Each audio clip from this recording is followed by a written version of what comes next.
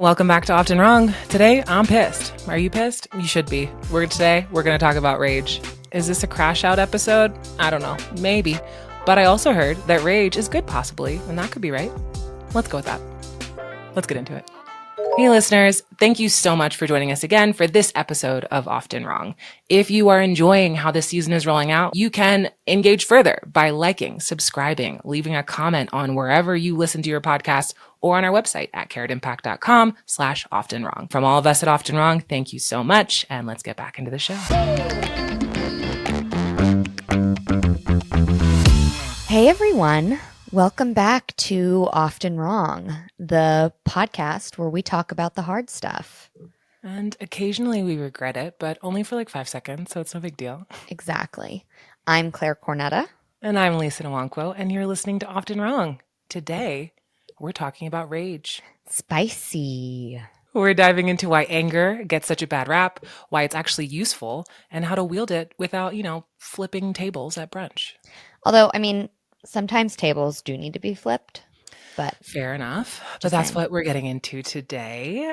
Society tells us that anger, especially certain people's anger, is dangerous, unproductive, or just straight up unattractive.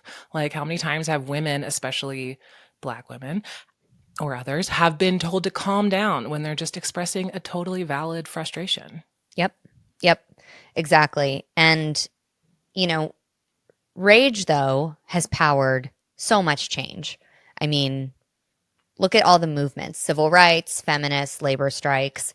None of those happened because people were just like relaxed about injustice. Exactly. Like no one was like, wow, massive systemic oppression. Let's just like meditate my way out of this, which I used to be a yoga teacher and I love meditation, but so is burning shit down.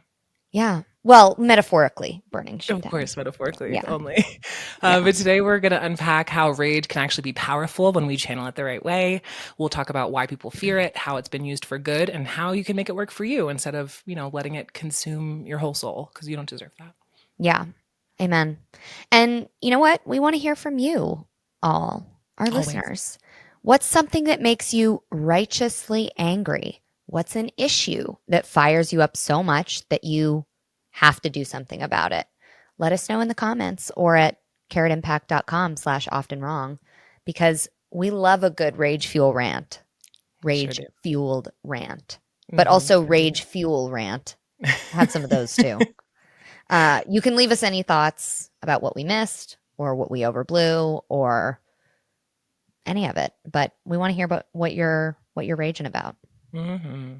Well, let's break down where this whole anger is bad, rage is bad idea even comes from. Yep. So this is so funny. I think, Claire, you had a comment before when we were talking about this episode about the difference between anger and rage. And I think at this point, it's actually really difficult to define because if you were to Google, which I did just to double check, the difference between anger and rage. And I found this website that I think is so funny. And it's like anger and rage are two separate emotions. Anger is appropriate and when warranted, and it's productive. But rage is useless. And this is from Cottonwood in Tucson. And I was like, excuse me? So we can't actually, I don't agree with them at all. And no, me neither. Because I think anger and rage are similar. And they're both useful and super valid. I think rage is a type of anger. Yeah. Like I see anger as the umbrella and I see rage as like almost the state. Yeah. Well, rather than the feeling. You know like how you're talking about people in like books will be like simmering with anger and then rage is like the boiling. Stewing. Yeah. I think like rage is like when it boils over, but it's like to me rage is, and we're going to talk about this, but like masking things with anger. Rage doesn't usually mask something. Like rage is raw. Like rage is like the thing, I think.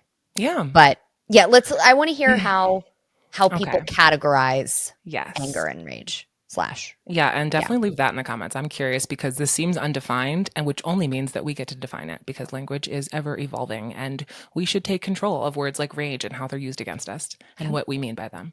Yep. So I think how to define this right now is that a lot of mental health professionals categorize rage or anger as a secondary emotion. Actually, one time when I was in therapy, someone told that to me, and it was kind of disempowering. It felt bad to hear that because it's like, well, no, it's not, I'm not deep down sad. Mhm. I'm quite literally mad. And I can also be sad, but they're two separate things. Yep. So I think they say that it arises in response to a primary emotion like fear or sadness or shame. And then they say the idea is that anger isn't the root emotion, it's a reaction to something deeper. And I Mhm. disagree. So the rationale behind this is that they're saying that anger is a defense mechanism when we feel vulnerable. It's like a protective shield. So instead of admitting you feel abandoned, you'll just lash out, which, okay.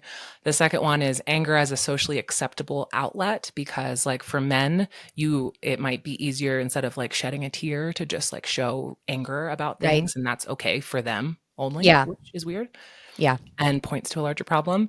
And then the other one is that anger covers up emotional pain. So if you're traumatized, instead of expressing pain, you might channel it to rage because it feels more powerful. And Mm. I think that all of these definitions or ways of looking at anger and rage are incomplete or misleading and maybe diminishing to things that are essential to your life experience and progress. Yeah, and I think, all of those ways of looking at rage, I don't think they're necessarily wrong at all. I think Maybe they limited. might be, yeah, maybe incomplete, could be misleading, but it's one of those things that, like, it's too hard to define to say, like, it's one thing or something else. And, while anger can stem from other emotions, and this is kind of what you were saying, it doesn't mean it's always a secondary emotion. Yeah, And in therapy for me, my therapist made that very clear that it's not just a secondary emotion. It is a real raw thing that you have to deal with. And like it is, I'll just interject with, it is my least favorite emotion to feel and to engage with. I hate mm, being angry. It is so uncomfortable. And that's how I know, like, true anger for me is not secondary, it's very primary. And, I think a lot of experts and activists argue that rage is primary and it's a valid response, especially to like systemic injustices. But even mhm. like on a personal level, I there are times where it's like, no, I'm not sad. I'm very angry or I'm like disgusted, but like this is anger. It's not covering up something else. It is true unadulterated rage. And Totally. it's so deeply uncomfortable for me. I hate it. It's not It's uncomfortable for me. I feel like I feel probably equal uncomfortability with anger and sadness for myself. mm, okay. Um, but I think anger is more generative for me. Actually, no, both of them are. But it still comes down to a thing where they are equal to me. I think they're both valid. Mm, But one thing I've struggled with for most of my life is feeling like I'm not allowed to be yeah. angry. And I'm Yeah. allowed to be sad. And it's like, oh, poor Lisa, but I'm not Yeah. allowed to be angry. And I've been fighting against that. And even that makes me angry. So it's like, Yeah. yeah, How just trying interesting. to, like, really work out, like, why this has been removed from us as, like, a thing that is Right. natural and normal and useful. Yeah. Because Absolutely. okay, so for example, I was reading how rage can be instinctive, but not just reactive. Like, something can directly trigger anger with you without passing through sadness or fear first. Like, Yeah. for example, if you see someone hurting a child, you don't necessarily go, "Oh, that's so sad." You might immediately feel outrage and a Yeah. need to act on it. And Yeah. it can also just signal that something deeply important has been violated for you, whether that's a personal boundary or societal. Yes. Absolutely. I think the protective elements of that like really come into play. And again, it's primal. Like for me, I am a mother to two horses, and the angriest I've ever been in my life is regarding them and not at them. It's people who have wronged them and put my babies in jeopardy in one way or another. And you know the exact situation that I'm talking about that we went through with Tucker in the fall Mhm. with someone who was directly out to cause harm. Um, that level of rage that I felt, it was violent. And I was like, am I sad? Am I scared? And I was like, no, I'm just fucking mad. And it's Yeah. about protection. And so, like, that maternal anger and but instinct to protect my babies. And I've seen my mom feel it with me. When I had teachers or other kids be mean to me, I saw it in my mom. And it was, that's really important. But I think your experience too of like being told you can't be angry is so interesting because in my house, anger was a very normal thing. It Mm. was sometimes like sadness that I couldn't express. So Mm. anger was very easy to express. Well, that's the thing. I feel like it's the same as all the other emotions. And I hate anger and rage being siloed as this separate thing Totally. because also sometimes you're sad because you're actually feeling like maybe it's the other way around. Like I'm angry and it's coming off as sadness, but it was actually anger. Anger was the primary and sadness is the secondary, where you're Yeah, sad that you have been put in this position that is so deeply unfair. And definitely. sometimes you're happy because you're delusional. Like there's a lot of like referred emotions that happen with all of them. So I don't know why it's just rage that's like, well, no, that's not how people act. Yes, it is. Yeah, definitely. And I don't know why we would like relegate one emotion to only being primary or secondary. I think that Yeah. is so just uh agnostic to the complexity of emotions. Yeah. And also, I think the ideas of primary and secondary are even a little bit reductive in some Yeah, it ways. seems like You not know, that useful to it me. it feels like a spectrum. Just saying, Mhm. it feels linear, and it's not. It's circular, and it's things are very, very tough. So I'm curious, actually, like when you are talking about signaling that something deeper has been violated. Mhm. Can you give some examples, like in a social context? I sure can. So one of them is Me Too, which we've talked about in the last couple of episodes. So I'm Yeah. glad that we keep being able to refer back to it to see how it touches on all of these different things. But the anger for movements like Me Too wasn't just personal. It was an immediate response to injustice by a lot of people. And that anger led to a lot of things happening and changes being made. Mhm. Also, and then I think on the other side of that is watching Black Lives Matter, which also keeps getting referenced. But in 2020, critics were focusing more on tone policing activists than addressing Mm. the problem that was being presented. And I feel like Mhm. that is one big thing that happens with rage, where rage is useful and it is justified. But then if you get to it, well, you shouldn't have said it like that, then you get stuck. And like something like tone policing is actually hugely dangerous in social justice circles. And it's for me, I think of it as like a systemic way of just defanging righteous movements to make us doubt whether that's our femininity or our humanhood, so that we spend so much time thinking about how we say things perfectly that we're stalled instead of just being like, fuck this, actually, like this does not work and I'm not okay with it. And I don't have to tell you in the nicest way because this isn't nice. Yes. Oh my God, that's so well said. And I just, I think that's so true. It's the tone policing that happens. It's so aggravating on so many levels. And there are lots of examples of this. And I think we can get into it more later with, talking about who can express rage publicly and Mhm. when it's okay and when it's not. But I think that that's such a huge piece of it. It's like you're not just letting me be mad. You want to dissect. I mean, even like in interpersonal arguments, I I have been known to be a little argumentative. Um, and I have really worked on it over the years, so I'm not like a horrible human being to have an argument with. But like one of a tactic that I have used is to dismantle the other person's argument and how they're talking to me about their thing rather than addressing what they're saying.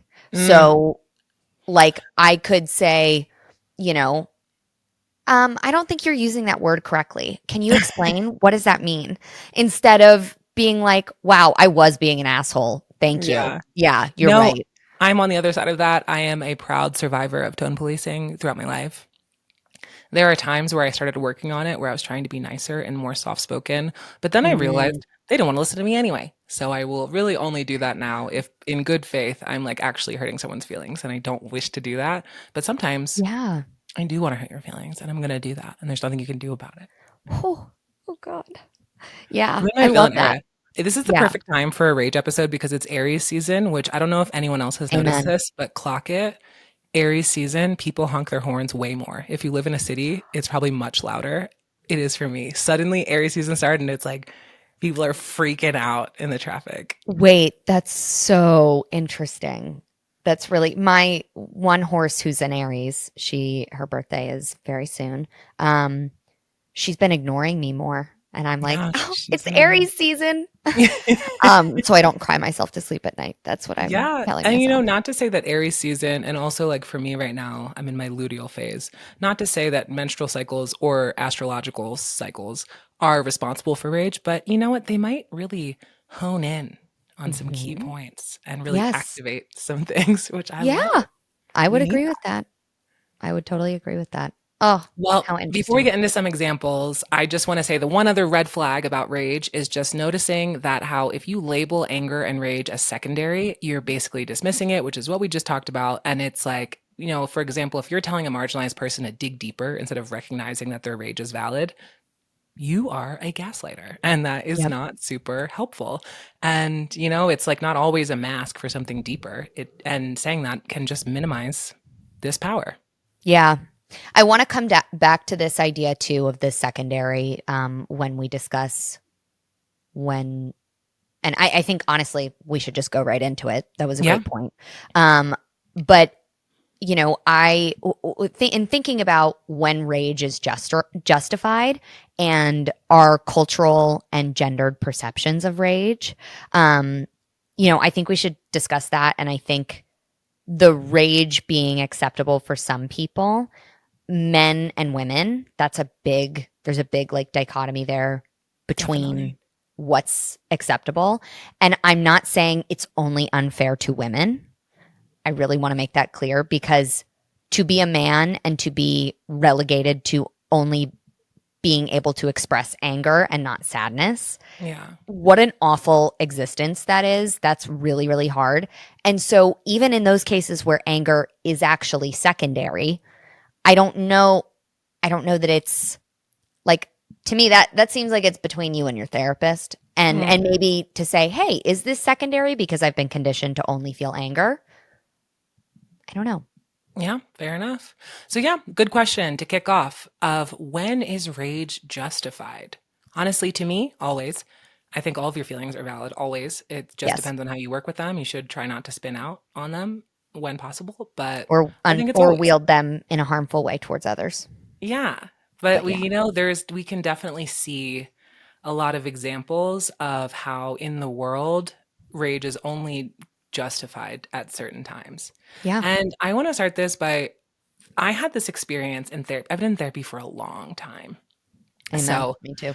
I, up until 2020, I think it went into 2021. I was with this one therapist. He was lovely. It was a great experience, except there were big things that were coming up that I was talking about that I was feeling rage, depression, sadness, everything about. And he it kind of felt like it would just kept turning back to like, well, how do you feel about that? How do we want to manage this emotion? How do we want to do this? And it made me extra mad because I'm like, I'm not at all interested in feeling comfortable with the way things are. That's just not a Yeah. goal of mine. And I don't want to spend however much the copay is to talk to you about how I can relax about the state of the world. Like, sure, I Mhm. can like work to accept what is currently happening, but that doesn't mean because I won't accept that it's the way that it should continue happening. So I don't really want to get comfortable and be like, oh, no, it's okay. It's not okay. And that's Mm. valid. So that's one thing. And I feel like that also kind of like played on this thing, like being a Black woman, a gay Black woman, and just being like having to kind of police my own feelings and make them said in a palatable way, it doesn't work anyway. That's actually something that I'm really grappling with right now, where it's like, oh, you Yeah. can do the best you can to like soften your edges and be so sweet and kind about all these things, and it doesn't work. People still are not going to like you. So you might as well just be like, Yeah. actually, I don't like you at all. This is not cool. I'm mad. And Yeah. so I'm really practicing that, I stepping love into that. my rage body because I she's think valid. that's so good. She's valid. I love Thank you. that. I love that for you. I think that's great. And you know, yeah, it's an interesting experience to engage with rage in a therapeutic setting. Mm, I think I'm an EMDR, somatic based trauma therapy girl. Um, Light stuff. But I've done that too. yes, it's just a little light work. It's fun. It's good.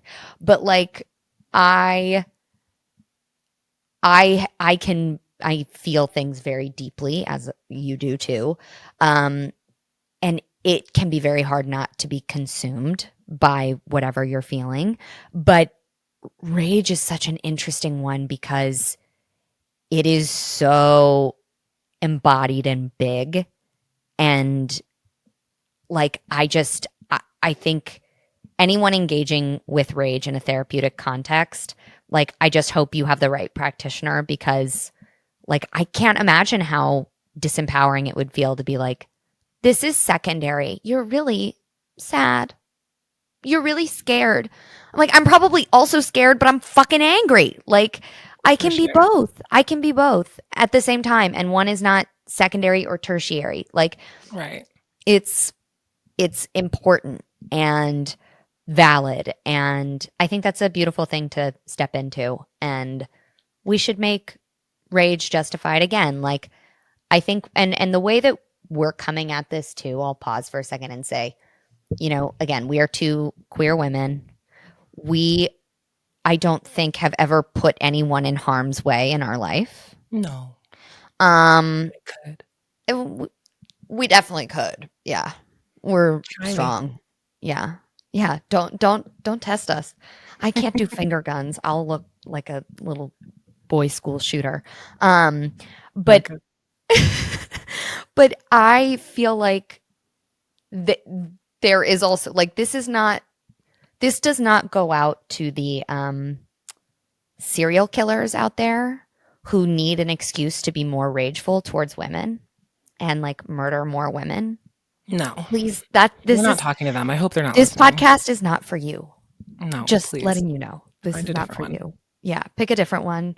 But I'm This glad you isn't brought for that up you. because we could talk about this thing going back to when it's acceptable, Yeah. men Yeah. versus women. Who gets to show rage? You Who do know, you think? oh, so and again, not sidestepping the complexity here, acknowledging that men have been pigeonholed into rage also. Yeah, we This is can still not like say a a true thing and admit that other things are also true at the same time. yes, exactly. But oftentimes when men express rage, it's seen as powerful or strategic or commanding. And when women do, it's hysterical, unprofessional, emotional, etc. So this goes back to an idea around the double bind, which I'm referring to Marilyn Frye's definition of the double bind. And basically, how that applies here is if you show anger as a woman, you're perceived as emotional. But if you're softer and withhold your anger, then you're perceived as weak.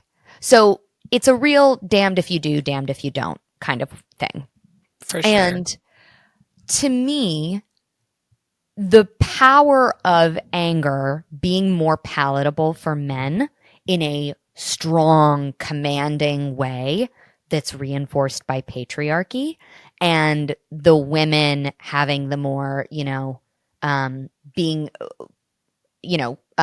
rewarded for, and not necessarily even rewarded with a different kind of oppression, for being demure and like, you know, reasonable and not emotional, etc. But like again, they're damned if we don't in that way too. So this is to your point, just be mad, just be angry. And it's unfortunate that, and I think, in professional settings especially, Mm. it's really I've seen a lot of women struggle with how to be angry in professional settings. Oh, I've gotten in And trouble for this so many times. mhm.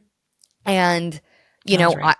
yeah, I will also say like I've seen more than anything, probably my Black female and Middle Eastern female colleagues deal with this and Hmm. be really conscientious of it, because they don't want to be perceived as the, the angry Black woman, the crazy Middle Eastern girl, like whatever it is. And like, I think about it too, for sure, because I don't want to seem crazy or, unstable or whatever. And so, I've had to be very careful about how I'm harnessing my anger. And there's a way to do it that's like strategic and communicative, especially like in the environments we work in. We work with a lot of other women. And I think you're working currently with more men than I am. I work with two No. men. No. Okay, great. I work with two, and But it that's it. honestly can be weaponized in that way too if you're working with a lot of Mhm. white women, where it's like there are kind of like mean or angry behaviors that are kind of, I would say, in my experience, more used by white women. And then if Mm, I respond with my version, then it's like, wait, what? So really yeah. dancing around that, which I think I've gotten really good at, especially now that I'm in different positions. When I was in like much lower positions in work, that's when it Mm, was like I had no space to speak up for myself, but other people sure. did in like kind of more like subtle, that's not a good word to describe it, but like just in different ways that were more acceptable. Yeah. It's hard. There's a lot of this that's difficult because, we society tends to view anger from privileged groups as strong or justified, as we've said. Hmm. Men, I think in certain contexts, um, uh, like white women, again, in certain contexts, but largely I do find the gender um, differences to be very stark and very consistent and applicable in almost every context. Um, Hmm.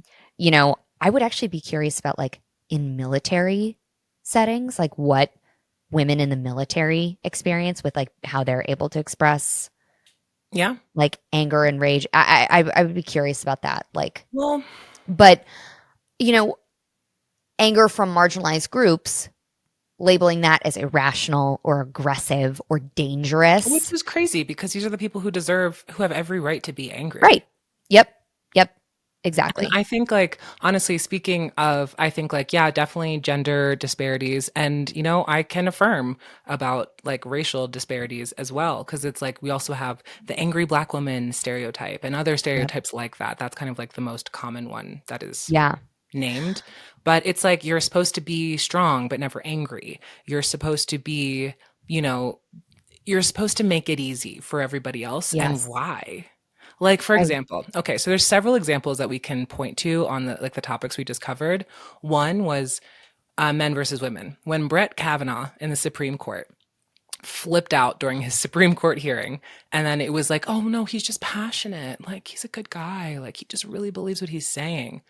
Okay. Which to me, I was like, he's unstable. You Yeah, want him that to is be a not Supreme okay. Court justice? If this was a job interview, put aside the fact that like he assaulted someone.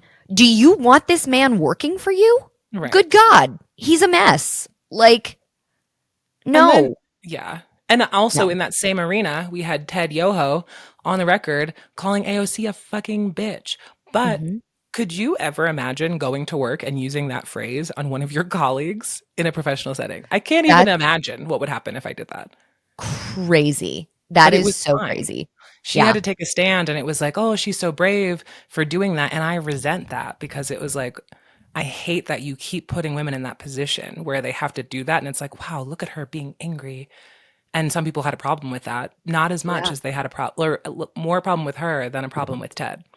yeah. Yep, yep, exactly. And that to me, again, regardless of politics, speaks volumes about like, that's insane. That's Mm, crazy that you would allow and like turn a blind eye to, you know, a man clearly losing control of any sense of decorum right. and just flying off the handle. Like, I think also, I'm not advocating that we should all fly off the handle at work. Like, No. I am not advocating that at all. I think if you are truly grounded and in a good place with your emotions, things will come out. But like, I urge people to act with kindness and And with anger and rage doesn't respect. necessarily mean you're going to go on a rampage. Exactly. Exactly.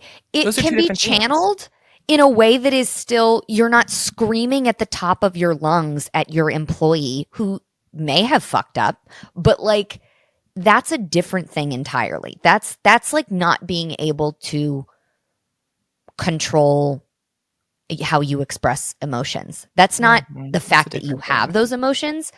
That exactly. It's a different thing. It's not it's about how you express them. So like Yeah.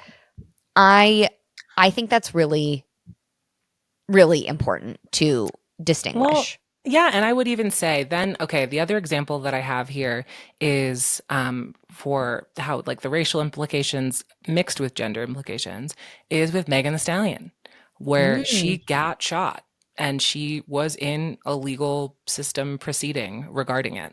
And she was being so gentle, she was being so kind about it. She is not like a violent, rageful person. Nothing about her persona or her music personifies her in that way. And yet she was still considered this angry black woman who's coming for this man, and she was victim blamed. She was accused of being really dramatic, and she didn't yeah. even do anything except, hey, he shot me. That's it. Yep. Yep. And it was like, whoa, this is heavy Whoa. Yeah. to take from Yeah. a woman. It's like, what do you want from someone who got shot? Like, Yeah. what are they supposed Yes. to say? Jesus. I mean, seriously, it's crazy.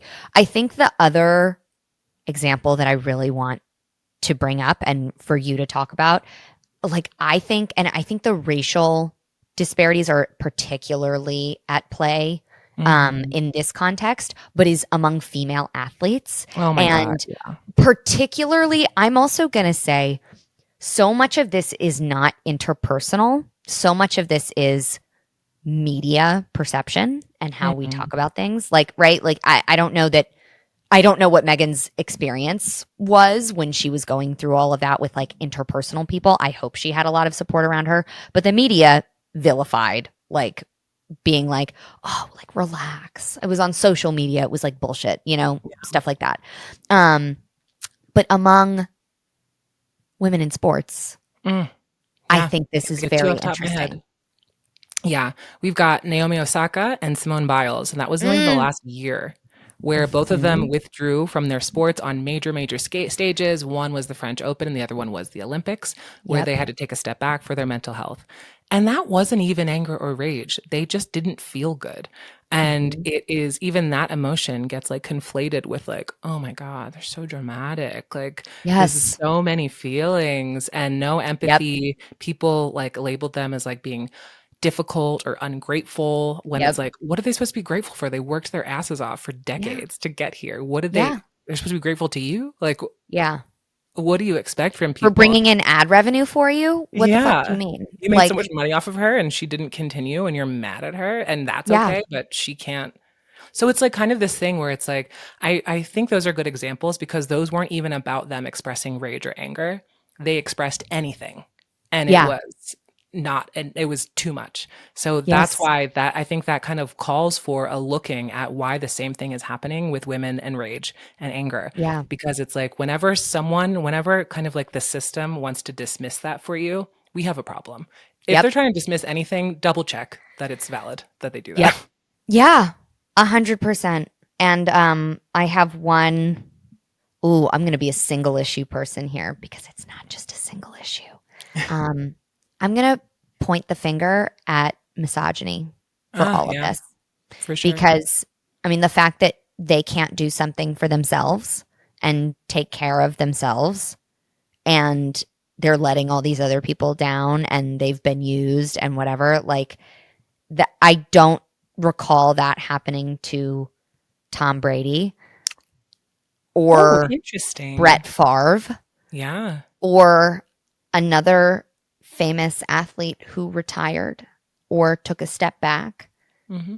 I would call in our producer Joe because he used to work in the NBA and the NFL, but I'm pretty sure I did really well with my sports references, so Hell yeah. I don't even think we No, need but him. also I think this is the new frontier of labeling women as hysterical or like women Yes, being diagnosed with hysteria. And it's like this, it's like we need to take control over this. Because now I 100%. think it's funny. I'm like, oh, I have hysteria. I must go to the sea. Yes. But I think like rage, I'm just like, no, I'm being dead serious. This is mine. You're not going to take it away from me. You deserve it. And here it is. And we can workshop how we're going to use this because I haven't had the opportunity to use this publicly for most of my life. But I'm going to practice now and we'll see how it goes. I'm so sorry. I'm still on I have hysteria. I must go to the sea. I do feel that way. I do need to go to the sea. I feel that way so much and I love that so much and I honest to God, I think I'm going to paint that on Make that your something. out of office message. I'm sorry, I have hysteria. I must go to the sea. I will return. I'm like really trying not to laugh into this microphone right now because it Yeah. would not be attractive. I'm screaming inside. That is Screaming. so fucking good. It's the tears pouring down my face emoji. That is Yeah. so good. I have hysteria. I must go to the sea. I will return. Goodbye. Don't email me. That's That's where the so hysteria good. comes from is the emails. Don't send anyone. Yeah, amen. Amen. But also, I'll just add, it was not that long ago that we were diagnosing women with hysteria. Literally. I mean, a handful of decades. Like really recent. This is all really recent. I mean, women couldn't have their own bank accounts until the 60s. Like, we've had a lot of shit to be mad about for so long. Women didn't get the right to vote for a long time, and then black women didn't have the right to vote still. So like let's just bring it down a notch and say we've had every right to be fucking angry. Mhm. And it's had to come out in all of these other ways because we, I mean, shit, we were vilified for any other way it came out other than playing dead, Yeah. under the oppression. So, Well, whew, that's perfect way to get into this myth that anger is bad or unproductive, which we've already touched on and we'll keep touching on it because it needs to be overstated, I think, at this point. mhm, So yeah, first we need to be civil, where rage just gets dismissed, where it's like, just be calm, just like chill out. That is a good way to silence something that is necessary to yeah, be stated. yeah, And then also the other part where suppressing rage or anger can lead to anxiety, depression, or other physical health issues. That's so obvious. That's like one thing that I talked about this in the previous podcast about having PCOS, and now finding out that elevated stress and high cortisol and chronic stress leads to autoimmune problems. And now here I am. And that actually, I think that's actually one of the turning points of why I'm so excited to talk about this and why I'm thinking about it so hard. mhm. Because I'm like, oh, in an effort to make all of you little bitches like me, I have made myself ill. How dare you? How dare you? I'm not going to be Oh, sick for you. This is yes. crazy. Oh my God, this is so good. This So is so yeah, good. No, I this is do. so right on. Yeah. Yeah, and it's like, okay, then we have like you rage is actually really useful. It can lead to change. And we can talk about some larger scale things, but I will say my career success is completely attributed to rage. Every Mm, time I'm mad at work, I'm like, you'll see. All right. you'll Well, see. you know what? I'm going to do so much better now just to make you mad in 15 years. And it Oh, makes me happy. yes. So God, I'm so glad you're my business partner and not my enemy. I'm so glad I hitched my wagon to you. Just literally, my little wagon and it's fueled by your rage and I'm just like, "Thank you. every I'm single here time I'm behind just you." like, oh, oh, you said what about me? Okay, I'm about Yeah. to be so much better. You can't even picture it. Just wait. Damn, dude. Yeah, I want to hear more about when rage leads to change because there are a lot of really exemplary examples? No. I, Yes. is that but would I need to use the word exemplary in that No, moment? but you did. It's fine. It Okay. sounds good. exemplary examples. I'm changing language. This is my stand. Yeah. The ways that we do this, again, it's not like we're saying pitchforks, burn it to the ground. It's saying Unless we that's have required. this, unless that is required. Um, we have this feeling, we have this thing driving us, and civility. Oh, I have just some ickiness with the word civility and Yeah. how it's used. Peaceful, I have no issue with. Like peace, sure. Like, peaceful protests, peaceful, demonstrations. Most things are peaceful. They just don't want to hear it. They just don't want to hear what you're saying. So, exactly what you were saying. So, let's discuss some examples. Okay, yeah. So we've been talking a lot about how it gets dismissed, but we can flip it because throughout history, rage has been a major driving force for change in so many areas, but we're only going to talk about a couple right now. Yeah. So we can talk about people who took their anger and made it work for them instead of letting it eat them alive, which is, really the other route that you can take with this. Yeah. And yeah, I want to talk about someone whose anger was literally life-saving. I don't think most people know about this organization. I think everyone knows the name of it, but maybe not the history because I certainly didn't. But this is for Mothers Against Drunk Driving, which acronym is MAD, which is perfect for this episode, and perfect name for what she was doing based on her mad feelings. Mm-hmm. So we have 1980s, a woman named Candace Lightner who lost her 13-year-old daughter Carrie, sorry, I couldn't read that, because she was killed by a repeat offender drunk driver. And instead of just grieving, Candace got so mad, next level, gonna change the law, mad, and she founded MAD That's awesome. with double D's. So this pushed for stricter DUI laws in the US. At that time, drunk driving wasn't even considered that big of a deal, but because of her anger, her controlled strategic anger and rage, we now have way tougher laws, lower drunk driving deaths, and a whole cultural shift around drinking and driving, which is Oh, amazing. Thank fucking God you for go, that. Candace. Thank you, Candace. That's incredible. And what a beautiful example of that. And again, I'll bring it back to maternal rage, I think is something else entirely. Like Yeah, for what a sure. beautiful, like demonstrative way of loving also. Yeah. Because I think this is also rooted in love. I don't Hmm. know. I think a lot of that is Well, I rooted think in a love. lot of things are. Actually, for me, I would say that a lot of the times that I experience rage, it does come from a place of love, where Oh, it's like, I have 100%. been trying so hard. I've been putting my heart into this, and I've been disrespected Yep. heartily. Yep. And now this is where I am. It just doesn't come from nowhere. It's because, no, something has been violated here. This was either a social contract or a relationship contract or something where you're like, why? Why would this happen? Yep. And sometimes you can like, what I do a lot is pivot to like trying to understand and see where the other person was coming from. But that's not always that useful. And sometimes Yeah. that can be enabling. And other times it just needs to be like, you know what? Stop. Like, Yeah. it's not okay. I don't understand. I'm not here for you through this. You need to Yeah. fix it now. And a lot of things like civil rights movements, like you think people were boycotting, the I can't even think. There's so many examples that just came to my head all at once. Mm. But do you think that people were doing, lunch counter protests because they didn't care, because they were just angry and it wasn't rooted in anything that was like life giving or, Mm. like there's just something that has to happen. You have to get to this place where you're like, okay, I actually won't stand for this any longer. And now my back's up against the wall. Like we talked about in the revolution episode, where it's like, I see this for what it is now, and it's going to change now by any Yes. means necessary. Absolutely. Oh, this is so important. And I think grounding grounding the rage in the context, but in the context of love in particular, is so profound and meaning, right? But like I think it all roots back to love. It's like, love for your community, love and respect for yourself. And I think respect plays a big role in that too. But again, I think so much of this is rooted in love. And the injustice is when, that love is not being upheld or it's threatened or, something happens to it. And Mhm. then the rage comes to react and repair.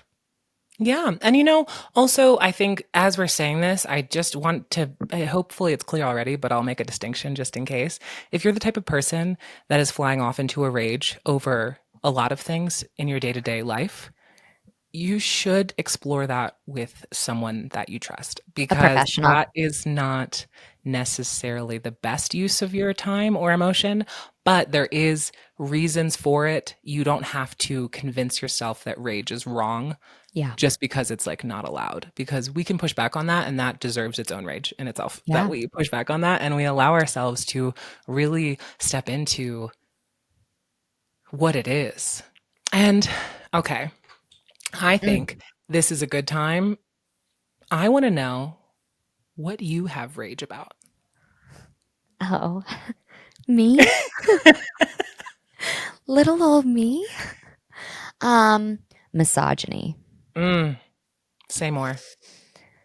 I, oh, and as I said earlier, it's a Trojan horse of single issue Mm, because misogyny is everything.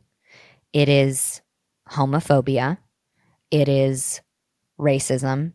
It is upheld by white supremacy in some ways, in complementary ways. But misogyny to me is one of the oldest methods of oppression in the book. And again, we speak a lot about race as Americans, and you're an American yeah. living in Mexico, but you're still an American. But, you know, when we look at the forces of things over centuries and in different cultures, there's racism in every society. And sometimes it has nothing to do with white people. A lot of times there's colonialism and that trickles in and they learn bad habits from places. But look at I think 17th century China. There's a lot of examples about this. But misogyny has always been there. And every patriarchal society, there's misogyny. He's right there. And it is it comes from such a place of power, hungriness, and like just this desire to oppress and keep things status quo. And it hurts everyone. Mm, Misogyny hurts every single person on every single side. And it makes me so angry that we still are where we are with misogyny and with, the way women are treated in many areas, but not just women, queer people, the way that men are pigeonholed to, a certain set of emotions and like the toll that that has taken on men's mental health. We have seen that skyrocket in the last decade. yeah. And it's no wonder, right? And I mean, the biggest like suicide risks are like teenage boys and retirement age men. And so it's misogyny. It is this deeply inequitable system of, you know, yes, hatred for women, but like hatred for gender equality also, and understanding like the fear of what equity in, the gender world could look like. And misogyny is one that I just keep coming back to in all the ways because Yeah. it's still there and it's it just makes my blood fucking boil. Literally. That's a good one. Honestly, it is rage inducing because it hurts everybody. And then we have so many people defending it. So it's Yeah. crazy to watch. Where like, are you an Yeah. idiot? Come on. Yeah. And then but it pits all of us against each other too. Yeah. And it's like, we have women out here who I like want to be really fucking mad at. And like, I'll use an example of like trad wives. I'm like, what the fuck are you doing? But I'm like, oh, you're trying to I mean, you're not even really trying to disassemble the master's house with the master's tools. You're just trying to survive. Like Yeah. this is classic like tactics of, oh, I'm in the oppressor's house. I'm just going to do what they want. This is, lay down and play dead. And Mhm. it we wouldn't be there without misogyny. And Yeah. so that's Yeah. who we should be mad at. I don't want to sit here and tear down other women or, really anyone. I'm mad at the fucking thing Yeah, but and it's hard that though it's when it's still like no upheld. one's fault, but it's everyone's fault a little bit. Exactly. So that like Exactly. puts you in a tough position, but Yeah, it does. it's real. And I think, yeah, I think choosing your worldview, which I think we both have done, which is like, sometimes I'll feel it and I'll just be like, oh my God, what an idiot. But then I'm like, it's not your fault. Okay. It's It's not not your your fault. fault. It's Yeah, it's okay. not your fault. It's not your But fault. it's still hard to watch. Yeah. There's no one who loves people more than me. And there's no one who can be madder and who says 9 times a day, people are fucking idiots more than me. So, like, It's about balance. both things can be true. Yes. They can be true. Um, do you have Oh, I something you want to certainly share? do. Okay, mine's a little bit more personal and it's really recent. Okay. Mm, So, since my wedding, a lot of things have come up that I've just been noticing. And I've noticed this in the past, but I now think I'm in a place in my life where I can address it better. And I yeah. kind of touched on this already, but this feeling that I'm definitely in a winning season right now. Things are going very well for me personally. And that is lovely. I've worked really hard for it. I've had really low seasons too. I feel like it's Yeah. time, it's my time. And watching, I've had like a handful of people come for me in the last month or so for no reason, like making up things about me, trying to dig at me, trying to drag me down or put me Mm, back in my place because people liked me more when it was sad for me. Because you think that maybe this is, just an hypothesis, but you think that maybe a Black gay woman should be sad. It's hard. Yeah, you should really suffer for a little bit. That makes sense. It doesn't make sense though when you succeed. And so I'm getting really pissed off about this and it's giving me rage because I'm like, in the same way that I have spent a lot of my life trying to be really kind and really humble and try not to really like put myself out there so much as like, well, I'm like this and I'm the best and blah, blah, even though I am the best at some things. And that's just true. But I it's didn't say true. that because I was being nice. Hmm. And then to see people kind of come for me in that way and how Yeah. negatively they speak to me for no reason. And I'm just like, and it's like a rage because I really put myself out there to like look after the people around me. And then so to not be looked after in return Yep. makes me so angry.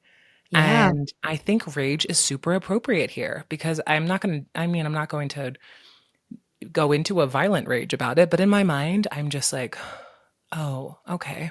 Yeah. Something is changing here. My back is against the wall. And in the future, when I hear things like this, I'm not going to be like, wait, what? Why would you say that? I'm so hurt and surprised. I'm going to Yeah. be ready and I'm going to stand up for myself and stop letting this happen.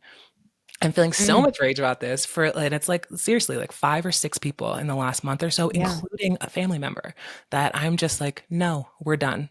Yeah. And I feel like it was much harder before when I noticed this and I was just sad because sadness for me wasn't enough to like cut it off, but Yeah. rage is. And that's where it feels really useful when I can just say, no, actually, I don't Yeah. deserve this and I'm not going to take it. And that's that. What are you going to do about it? And it feels much more powerful. I feel more like affirmed as myself by just accepting that, like, my rage is justified here, and I'm going to do what I need to do to look after myself because rage is not, while useful, is not a state that I want to continue in. So I'm Mm, going to act on it in the way that I think is going to work best for me and make sure that I'm not putting myself in this position again out of love and care for people who don't yes. want to give it back. Amen. God, Thank you. I thank you for sharing that. Um, I really feel like, if I may, dare I say, your rage is rooted in self love Yes. and self respect. Yes. As a person who's been working for like decades to like super love myself, I think that's something they don't mention. When you do that, and then that's when you realize that other people do not love you. Yeah. And I think it's Yeah. easier to let them in when you don't like yourself and they don't like you either. And you're like, well, that's fine. And now Yeah. I'm like, Yes. no, No. Yeah. You're not coming isn't into that my crazy? field of energy. Yeah. Oh, 100%. And it's so beautiful to see. It's really beautiful to see you express this rage. And like, I know things, you know, you and I have talked a lot about this. I know things that our listeners will not know and have the context on these things. But it's really, as someone who loves you, it's very wonderful to see you express yourself in this way. But I see it very clearly rooted in self-love. And Thank you. and Me I think, too. again, I think you can only have rage for things that you so deeply care about, Hmm. and really, you know, tap into that love force, whatever that looks like. And, you know, if it's harnessed correctly, it can be a tool for justice and self-protection and, you know, and love, you know. Really, I think Absolutely. it's all love. Well, I think we have some key takeaways here. Thank you for witnessing my rage. I'm really glad to say it out loud because it's time and we're going to make something different happen as a result of it. But rage isn't just about burning things down, like we just said. Sometimes it's about building something new, building a new container for yourself to live in, whether that's in the broader world or in your everyday life. And I just really want to make it clear because I think that this is like an epidemic amongst especially women. You are not a bad person for feeling rage. It Yes. is normal and there is something you can do with it. It is not out of your control. You're not like a basket case because you have rage. Like this is normal and it should be used and you are valid for having it. Mm, yes. 100%. It's valid. Don't dismiss it. Just unpack it and put it to work. Hell yeah. I love that. And I think we can round out with the last bit about, you know, rather than just labeling rage as secondary, a better approach is to contextualize it. Yes. So sometimes rage is a cover for deeper pain Maybe. or is complementary to deeper pain. It goes Hmm. along with it. Yeah. Other times it's a pure, justified, and necessary response to harm. Absolutely. And in both cases, in any case, it's real and it can be a force for action and not just a reaction. You know, it can be a proactive tool for all the things we discussed: justice, love, etc., protection, all of that. I think it's really beautiful. Hell yeah. Well, rage on, my friends. Ray John, I have Love to speak to you. hysteria and I'm going to go to the sea, but Yeah, immediately. yeah, But yeah, while we're talk to you away, later. send in your comments. What do you think? What are you raging about? Also, what do you think about this conversation? Is there something you want to add? Because honestly, it was really hard to make this episode concise because I could really go off. I could really crash out about rage, which is funny. But we can retouch on it in our What We Got Wrong episode. So yeah, chime in. I know you've got something to say about rage. We all do. Yes. And we didn't say it Yes. yet, but it's time. And I think this is so fitting because our next episode is why we need comedic relief. Yeah. And I don't think it's the antidote to this episode because we've established that rage itself can be an antidote. And last week we talked about the polarity. Yes, polarity, binaries. I think it's Mhm. all beautiful. It's all fitting. And We have yeah, room for all of this. we have room for all of this. So very exciting.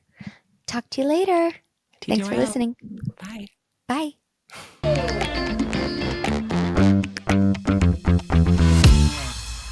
Song is produced by Lisa Nwankwo, Claire Cornetta, and Joe Abdella. This episode was shot and edited by Joe Abdella. Special thanks to Michael Drummonds. Often Wrong is a Carrot Impact podcast. Go to carrotimpact.com/oftenwrong to learn more.